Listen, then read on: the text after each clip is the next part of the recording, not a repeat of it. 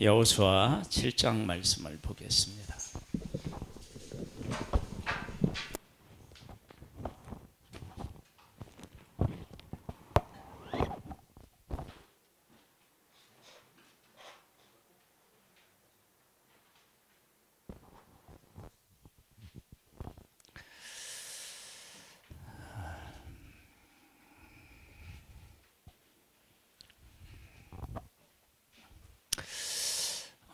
우리가 이제 하나님을 믿는데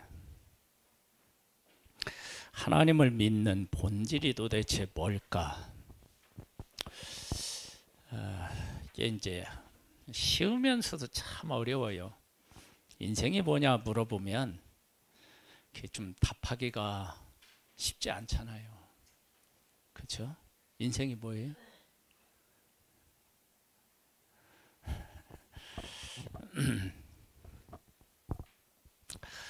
하나님의 백성이 약속의 땅에 왔고 여리고성을 무너뜨렸어요.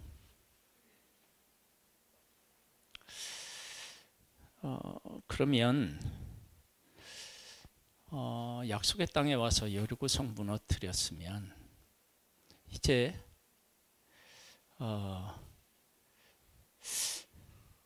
이제 됐구나.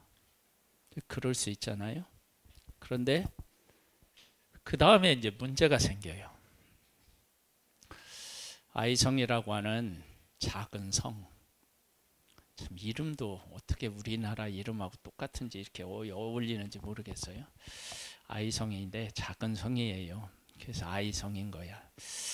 근데 이 아이성에서 3,000명만 보내자. 다 갈 거 없이. 그래 갔는데 패해요. 네. 하나님이 패하게 하신 이유가 뭐냐면 죄를 지었기 때문이래요. 그러니까 하나님의 백성들에게 여리고성을 무너뜨린 것보다 더 중요한 일이 있다는 거예요.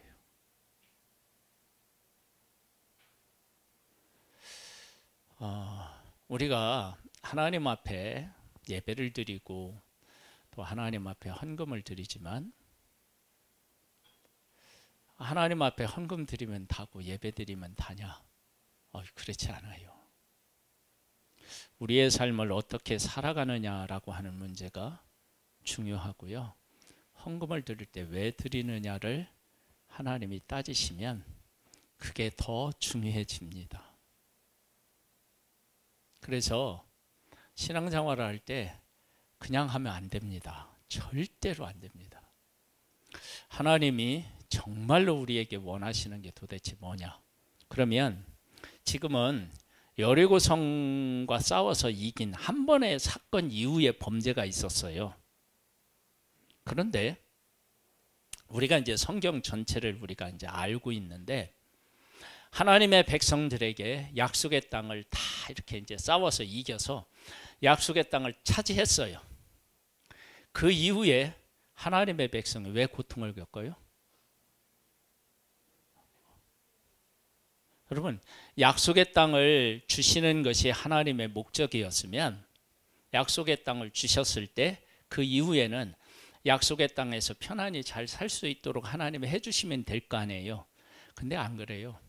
약속의 땅에서 하나님의 백성이 범죄했을 때 처음에는 약속의 땅에 살고 있는 사람들에 의하여서 지배를 당하게 했고 그래도 이제 말을 안 들으면 어떻게 되냐? 다른 나라에서 와서 하나님의 백성들을 포로로 잡아가는 거예요. 그러니까 약속의 땅에 하나님의 백성들을 그것으로 인도하신 것은 약속의 땅이 절대적 의미가 있는 게 아니고 절대적 의미는 다른 곳에 있다라고 하는 것을 우리에게 가르쳐줘요.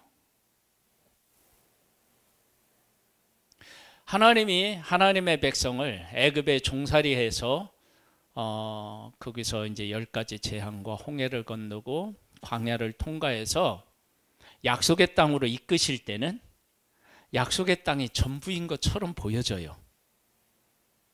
근데 막상 약속의 땅에 와서는 약속의 땅이 전부가 아니라는 거예요. 하나님이 변하셨느냐, 그게 아니에요.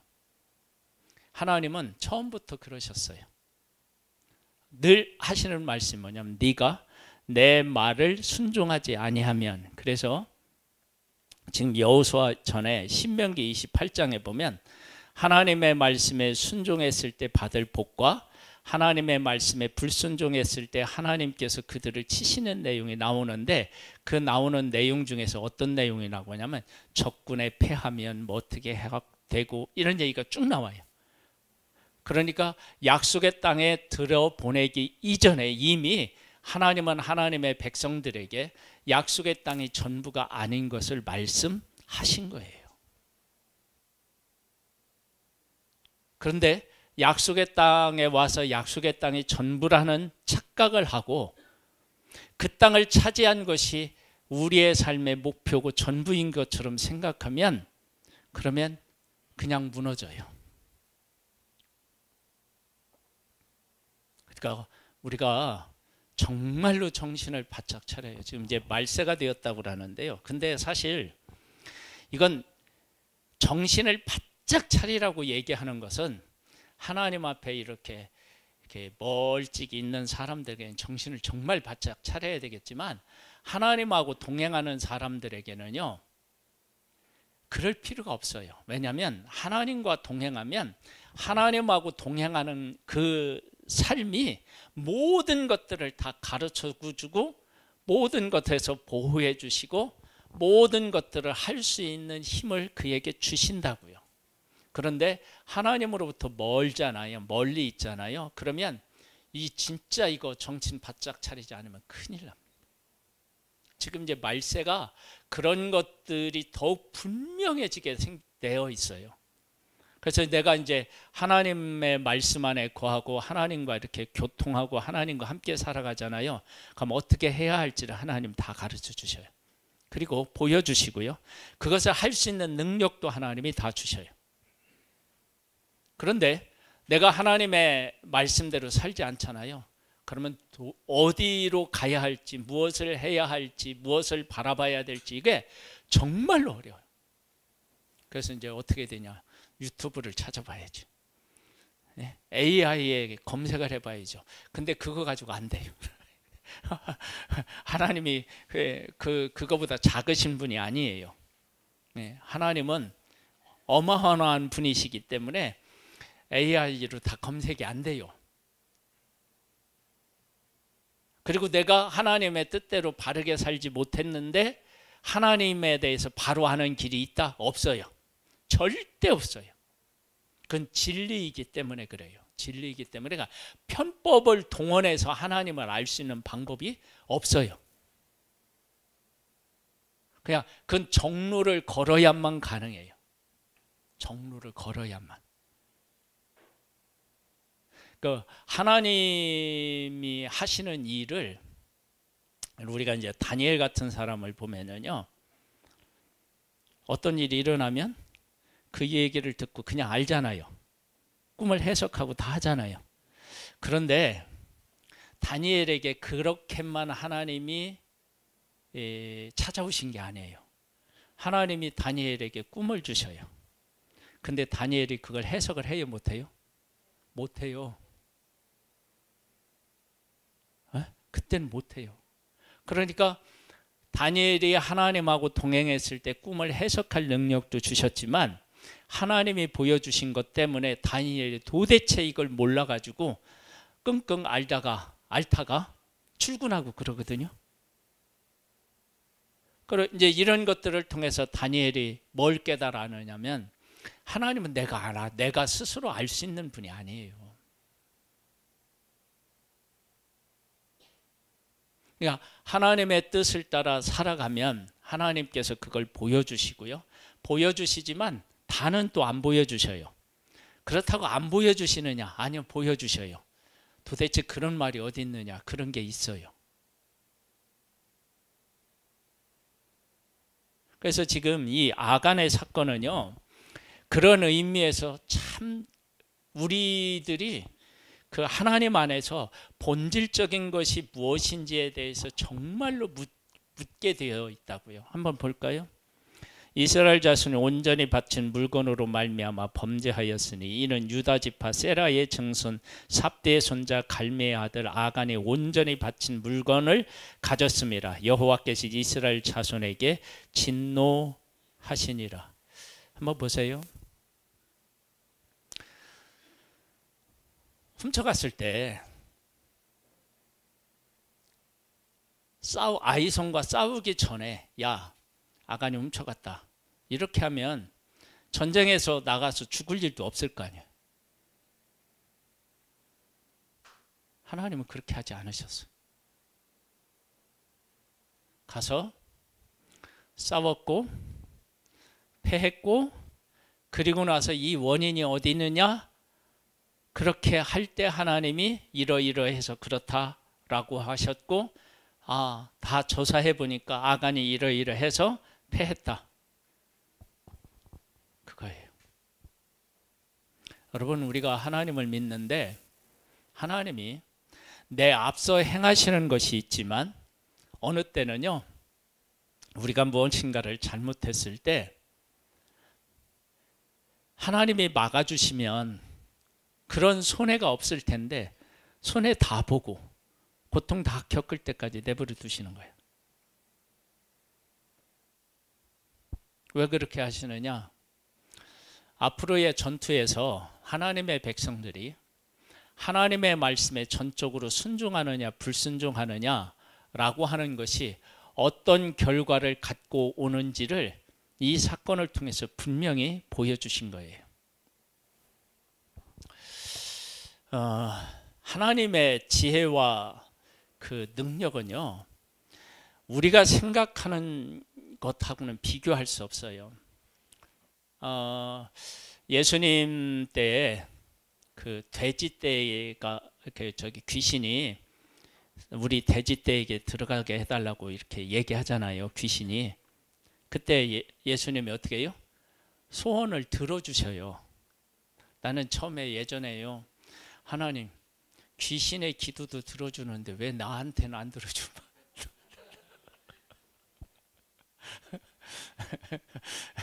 이런 마음이 들었을 때가 있어요. 근데 그것이 귀신의 기도를 들어주신 게 아니에요. 그건 뭐냐? 귀신의 정체를 드러내신 거야. 귀신은요, 뭐 하느냐? 사람을 병들게 하고 미치게 하고, 그 다음에는 결과적으로는 뭐예요?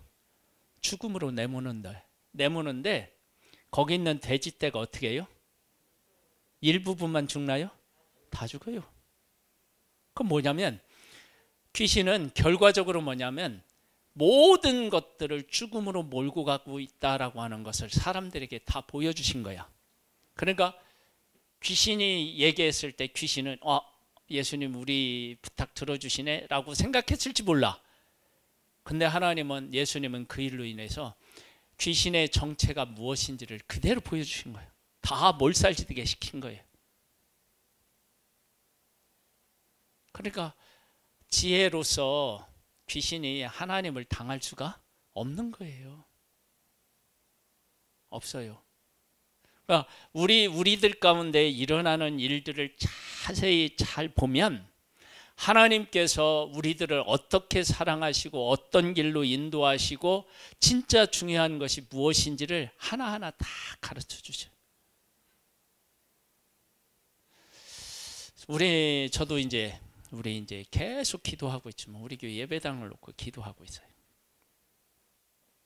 여러분, 예배당을 갖기 전에는요, 예배당이 우리 교회의 중요한 기도 제목이고 막 전부인 것처럼 느껴질 수 있는데, 예배당을 딱 하나님께서 주셨다 그러면 그게 전부인가요? 아니에요. 절대 아니에요. 약속의 땅에 들어가는 것이 하나님이 하시는 전부인 것처럼 보여졌는데, 약속의 땅에 들어갔더니 범죄하니까 그냥 패하게 만드는 거예요. 그러면 약속의 땅에 들어와서 사는 것보다 더 중요한 게 범죄하지 않고 하나님 앞에 거룩한 거라는 거예요. 그러니까 하나님 앞에서 거룩한 것이 얼마나 중요한지를 하나님의 백성에게 아이성을 통해서 보여주신 거예요. 그래서 우리들에게 있어서 예수 믿는 사람에게 있어서 가장 중요한 게 거룩이에요. 예수님이 이 땅에 왜 오셨어요? 우리의 죄를 씻기 위해서 오셨어요. 그 말을 다른 말로 얘기하면 우리를 어떻게 하기 위해 오신 거예요? 거룩하게 하기 위해서 왔어요. 근데 우리가 얼마만큼 거룩해지기를 하나님이 원하시느냐 그러면 하나님이 우리 안에 오셔서 살고 싶을 만큼 우리가 거룩하기를 원하시는 거예요. 그런데 그렇게 될 수 있는 방법이 이 세상에 없어요. 그러니까 율법을 온전히 지켜서 거룩하신 예수님이 나를 위해서 죽으셔서 내 죄를 씻어서 그 예수의 피로 내가 씻음 받은 나는 하나님이 거하실 만큼 어떻게 해요? 거룩한 존재가 되는 거예요. 그래서 예수님이 나를 위해서 죽으셨어요. 그러니까 예수님을 믿는데 그냥 예수님 믿습니다 라고 하는 게 아니라 그 예수 그리스도께서 왜 무엇 때문에 죽으셨는지를 깨달아 알고 그렇게 예수님이 우리를 위해서 죽으셨기 때문에 우리의 삶의 목적이 무엇을 이루겠다라고 하는 것이 목적이 아니라 예수 그리스도 안에서 거룩해지는 것이 우리의 목적이어야 되는구나 라고 하는 사실, 그 근본적인 사실을 우리가 깨달아 알고 그 가운데서 살아가는 것, 그게 하나님이 우리에게 요구하시는 거예요.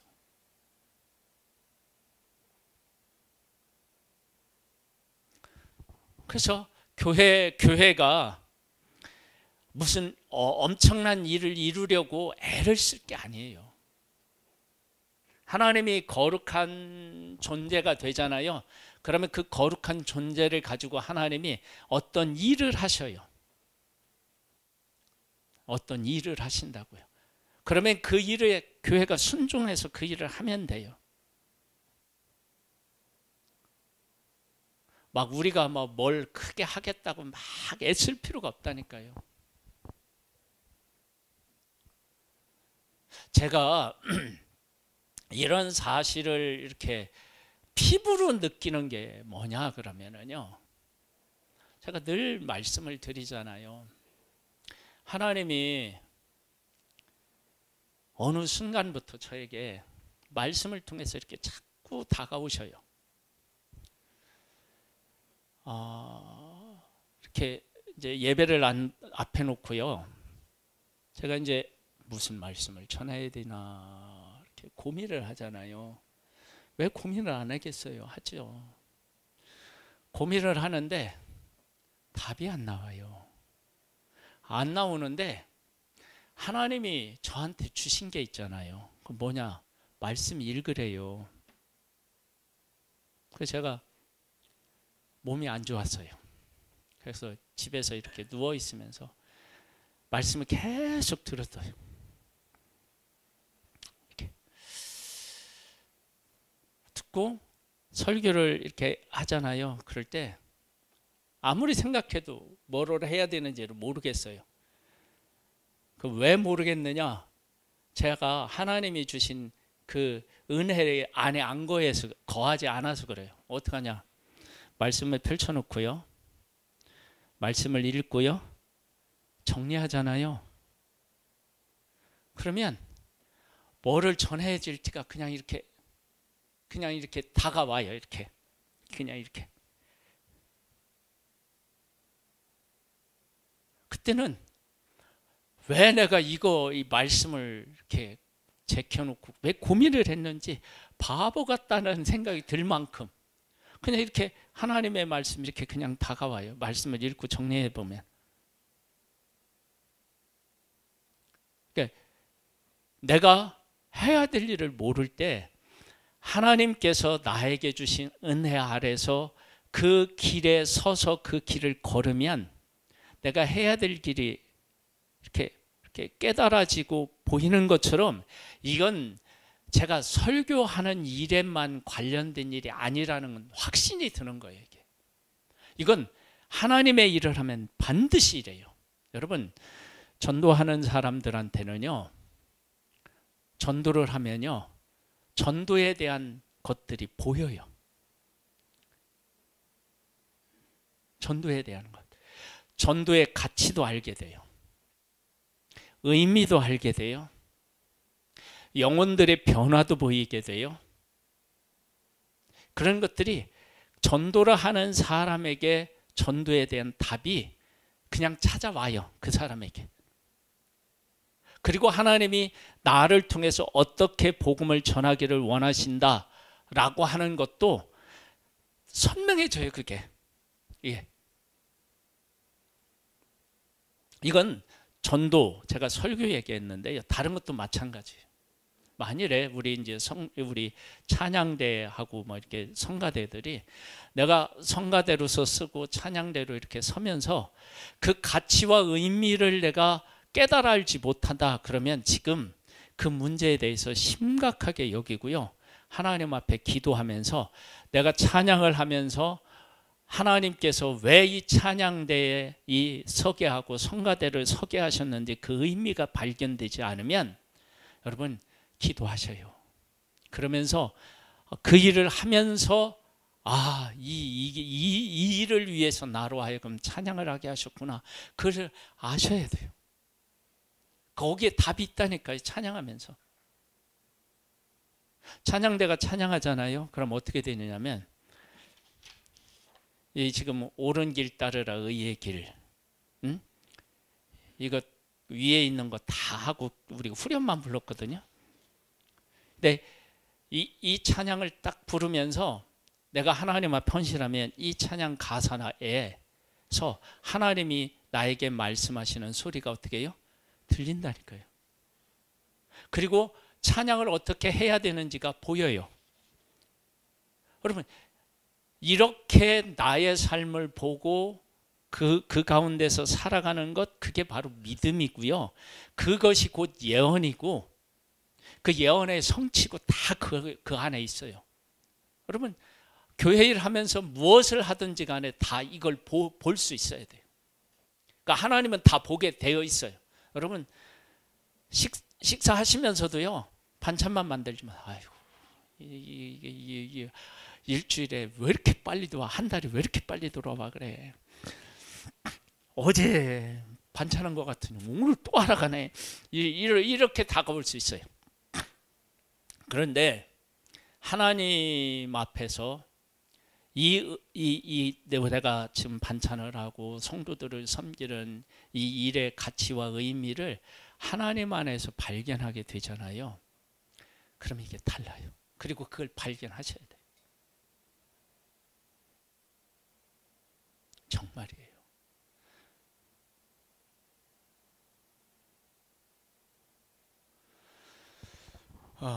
목사인 저에게도요. 많은 갈등이 있어요. 하나님의 일을 하면서 그냥 하는 게 아니고요. 많은 갈등이 있어요. 많은 갈등.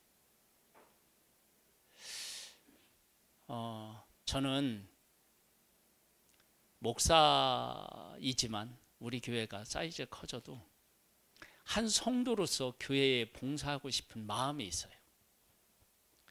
한 성도로 그냥 내가 목사가라서 뭐가 아니라 내가 한 성도로서 내가 교회에 봉사하고 싶은 마음이 있어요. 그리고 저는 기본적으로 일이 보여요. 일이 그냥 보여요. 이렇게 보면 일이 보여요. 근데 제가 우리 교회 와서 그래도 많이 좋아진 게 뭐냐면 예전에는 이렇게 막 우리 아버님 닮은 것 같아요. 삐뚤빼뚤하고 그러면은요 막 이게 정말 거슬렸어요. 근데 너무 그러니까 이게 안 되겠더라고요. 그래서 그런 부분에 대해서 하나님 앞에 은혜를 구한 적이 있어요. 그냥 대충 볼 수 있게 해주세요. 그래서 요즘 이렇게 삐뚤빼뚤한 거 가지고 그렇게 거스리지 않아요. 잘 안 보일 때가 많아요. 그럼에도 불구하고 일은 보여요. 일은. 어제도 화장실에 갔더니 화장지가 여유분이 하나도 없더라고요. 갖다 놨어요. 그러니까 보통 이제 화장실 이용하시는 분은 화장실만 이용하잖아요. 근데 저는 그게 보이는 거예요. 그러니까 보이는 것 중에 하나가 그냥 제가 이렇게 했으면 잘 안 보일 텐데 그걸 늘 하니까 보일 수도 있어요. 보여요. 그러면 그걸 하잖아요. 그럼 때로는요 힘들 때도 있고요. 아휴 누가 안 하나 그런 마음이 들 때도 있어요. 근데 이런 싸움들을 통해서요 제가 얼마나 부족한 존재인지, 그리고 하나님 앞에서 절대적 사랑을 가지고 살아간다는 게 얼마나 힘든 일인지, 이런 근본적인 문제를 가지고요 수도 없이 이렇게 싸움하고 고민하고 갈등하고 그러면서 그래 내 의로 어떻게 내가 온전해질 수 있겠느냐, 예수님 말고는 없지. 그래서 다시 예수님에게 돌아와서 예수님에게로부터 힘을 얻고 다시 그 일을 근본적인 질문을 해서 다시 답을 얻고, 이런 일들을요 수도 없이 반복했고 앞으로도 이걸 계속 반복할 수밖에 없어요. 근데 이런 일을 반복하면서 저한테 유익이 뭐냐 그러면 아주 근본적인 질문을 하는 거예요. 결국은 뭐냐, 하나님의 은혜 없이는, 하나님의 사랑 없이는 아무것도 못하겠구나. 내가 뭘 한다고 해서 그 하는 것이 의로운 게 아니라 그걸 해놓고도 마음속에 원망하고 불평하고 이런 마음들이 내 안에서 막 이렇게 살아 막 해서 나를 막 이제 힘들게 만드는 거예요. 그럴 것 같으면 뭐로 하느냐 막 이런 마음도 들고요. 그런데 그런 싸움을 하면서 하나님의 절대적 사랑과 은혜에 대해서 내가 느끼게 되고 그걸 의지하게 되고, 이게 얼마나 큰 복인지 몰라요. 내가 안 하면 이런 거, 그런 고민 갈등 안 겪으면서 그런 것들을 못 느끼는 거예요. 여러분 힘들고 뭐 하다가 힘들 때요 그것 때문에 에이 나 그만둘래 이러지 말고요 힘든 가운데서도 해보세요. 그러면 그 가운데서 하나님이 이 일에 나를 어떻게 세우기를, 이 일을 통해서 어떻게 세우기를 원하시는지, 이런 근본적인 문제에 대해서 부딪히고 그거와 싸워서 이기면서 내가 하나님이 기뻐하시는 모습으로 다듬어지고 있다는 걸 알게 될 거예요.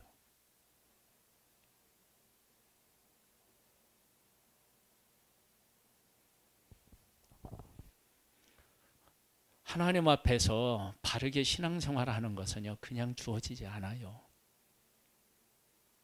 정말로 치열한 싸움을 해야 돼요. 근데 싸움을 하는데 막 우리는 막 보통 금식하고 기도하고 막 이러면서 하는 것 같은데, 저는 그런 것도 있을 수 있지만 제일 저는 바람직한 것이요 내가 해야 될 걸 하면서 그 가운데서 하나님이 나한테 원하시는 게 뭔가 그걸 깨달아 알고, 또 하나님께서 나한테 이런 달란트를 주셨구나 라고 하는 것을 깨달아 알고 그걸 하는 거예요.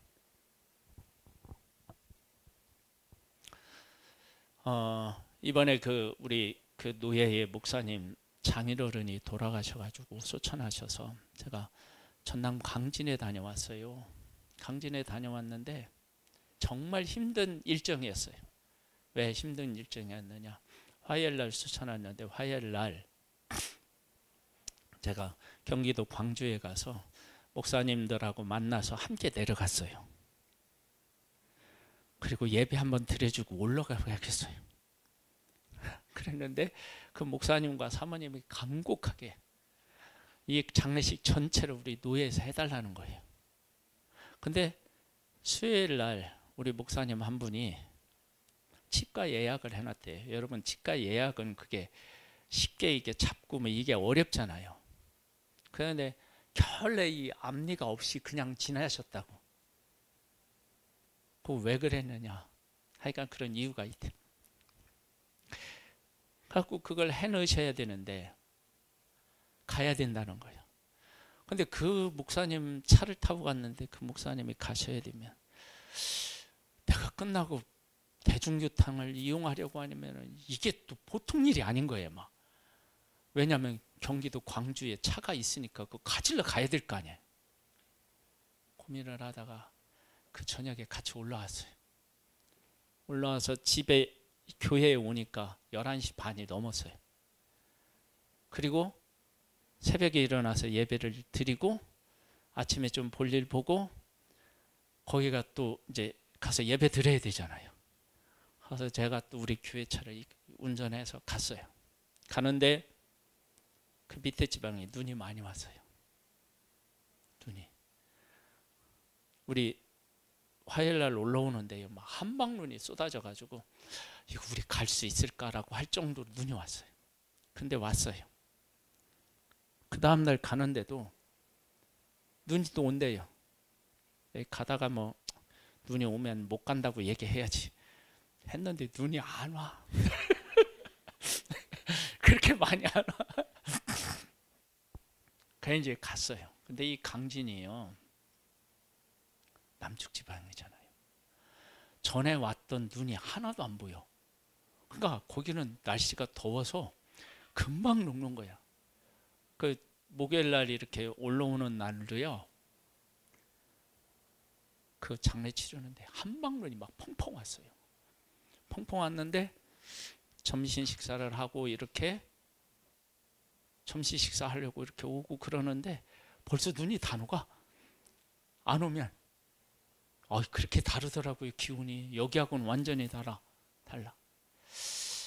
거기 가서 그렇게 예배를 드리고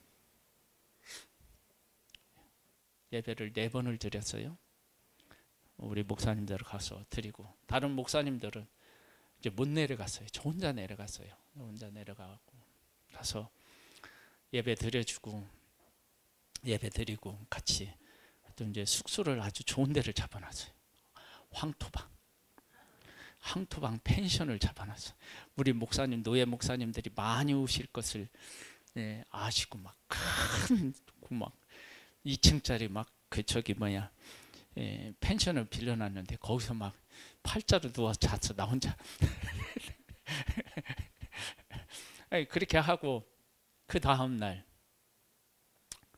또 아침부터 이렇게 예배 인도하고 발인 예배 드리고 따라가서 하간 예배 드리고 그리고 식사하고 올라왔거든요. 힘들었어요. 그래서 제가 아팠던 거예요. 힘들었어요. 뭐 3일 동안 이렇게 이제 키로수로 얘기하면 한 400km씩 돼요. 한 번 가는데. 지금 432 1200km 가까이를 제가 지금 다녀온 거예요. 1200km. 그런데 그런 일을 하잖아요. 그런 일이 그냥 지나가지 않아요. 그 일들 속에서 하나님이 저에게 요구하시는 것, 그리고 하나님이 기뻐하시는 것, 또 그런 와중에 참 나도 참 아직 멀었구나 라고 하는 나의 실체도 보게 하시고 그런 일들을 통해서요, 나 자신을 알게 하시고 세우게 하시고 또 그러시는 거예요. 여러분, 그런 일들이 우리들 삶 속에 다 있어요. 근데 그걸 막 짜증내고 힘들게 막 그렇게 해서 그냥 하잖아요. 그러면 그 시간에 의미가 없는데요, 하나님 앞에 묻고 하나님으로 도는 것을 이렇게 듣고 그러잖아요. 그러면 그 일을 통해서 하나님이 나를 어떻게 하시기를 원하시는지가 반드시 그런 일들 속에서 이렇게 얻어지게 되어 있어요. 여러분, 그냥 일하지 마시라는 거예요. 하나님 안에서. 그렇게 물으면 나중에 어떻게 되느냐? 어떤 일이 딱 떨어지잖아요. 생기잖아요. 그냥 알아요. 하나님이 나한테 이걸 책임지시라고 하는구나. 거의 그냥 와요. 그건 누가 알려주는 게 아니에요. 딱 보면 알아요.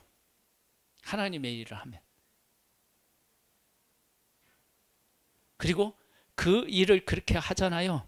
그러면 하나님께서 예전에 왜 나한테 그런 은혜를 베풀어 주셨는지 이것 때문에 그랬고, 그걸 알 때가 딱 와요. 그게. 그런 거 경험했어요? 안 했어요? 안 했어요? 그렇게 경험하면서 어떻게 되느냐, 우리의 삶이 하나님이 기뻐하시는 대로 어떻게 해요? 다듬어져 가고요, 하나님이 원하신 쪽으로 내가 성숙해져 가요. 하나님의 백성들이 이 지금 여리고성 이 약속의 땅에 왔는데 약속의 땅에서 패하게 하시고, 그리고 진짜 하나님이 원하시는 것이 무엇인지를 깨우쳐 주시고, 그 일을 통해서 하나님은 어떻게 되냐, 그 다음 모든 전쟁에서 어떻게 해요? 승리하게 하셔요. 그리고 나서 맨 마지막에 놀라운 신앙 고백을요, 하나님의 백성이 해요. 그 얘기를 하고 마칠게요. 어떤 고백을 하느냐, 전쟁이 끝나고요, 두 지파 반이 요단 동편에 있잖아요. 그리고 9지파 반이 요단 서쪽에 있잖아요. 요단 동편에 있는 두 지파 반이 집으로 가는데 자식도 보고 싶고 아내도 보고 싶고 또 집안일은 어떤지 정말 걱정이 될 거 아니에요. 한순간이라도 빨리 하루 정말 가고 싶을 거 아니에요. 빨리 가고 싶을 거예요. 그런데 요단 서편에 뭐를 쌓느냐면 큰 탑을 쌓아요. 그랬더니 9지파 반이, 아니 하나님을 섬겨야 되는데 하나님의 제단은 저기 있는데 쟤들이 왜 저기다 제단을 쌓느냐고 9지파 반이 달려와요. 그때 두 지파 반이 이렇게 얘기해요. 우리는 이것은 다른 데 제사 드리기 위해서 단을 쌓는 게 아니다. 만약에 세월이 많이 흐른 후에 우리는 요단 동편에 있는데 요단 서편에 있는 너희들이, 야 요단 동편에 있는 저 사람들은 우리 지파에 속한 사람, 우리 이스라엘에 속한 사람들이 아니야 라고 할까봐 우리도 하나님의 백성이야, 그 표시로 이걸 세웠다는 거예요. 여러분 생각해 보세요. 10년이 넘는 동안 전쟁을 했어요. 지금 집에 가고 있어요. 집에 가는 것이 1순위일지 않겠어요? 그런데 그 하나님의 백성은 그게 1순위가 아니라 내가 하나님의 백성이다. 저 사람들이 우리를 하나님의 백성이 아니라고 하면 어떡하냐. 그게 최고로 중요했던 거예요. 그리고 그 표시로 그걸 쌓아요. 그 이야기를 듣고 다시는 9지파 반이 2지파 반과 싸우겠다는 말을 하지 않았대요. 여러분 생각해 보세요. 얼마나 이들이 이 약속의 땅에서 전쟁을 하고 하면서 하나님의 사람으로서 세워졌는지. 여러분 우리가 하나님 앞에서 어떤 일을 하고 결론이 그렇게 나야 돼요. 우리에게 가장 바쁘고 중요하다고 여겨지는 일이 있을 때, 아, 내가 하나님의 사람이지. 내가 하나님의 사람이지. 이거보다 더 중요한 고백이 세상에 어디 있나. 그래서 집으로 달려가는 길을 멈추고, 여러분 그 탑을 그냥 돌멩이 던져서 됐겠어요? 하나하나 주워다가 이 큰 탑을 쌓는 일이, 그리고 얼마나 내가 하나님의 자녀라는 것을 표시로 한다고 하면 얼마나 정성껏 쌓았겠어요? 생각해 보세요. 우리가 하나님 앞에서 정말 말씀대로 살면 진짜 중요한 것이 무엇인지를 깨달아 알고 그 중요한 것에 내 삶을 드리는 거예요. 그것이 바로 뭐냐면 여호수아 끝부분에 나와요. 우리의 삶이 그렇게 하나님 앞에서 아름답게 세워지기를 주님의 이름으로 축복합니다. 하나님, 우리의 삶이 하나님에게 있습니다. 하나님이 정말로 우리를 위하여 하고 싶은 일이 무엇인지를 깨달아 알고 그 일에 함께하는 믿음의 사람들 되기를 소망합니다. 주의 영으로 우리를 충만케 하옵소서.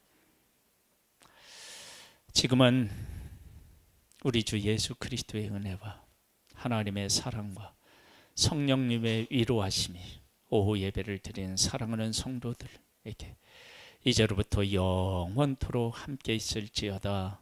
아멘.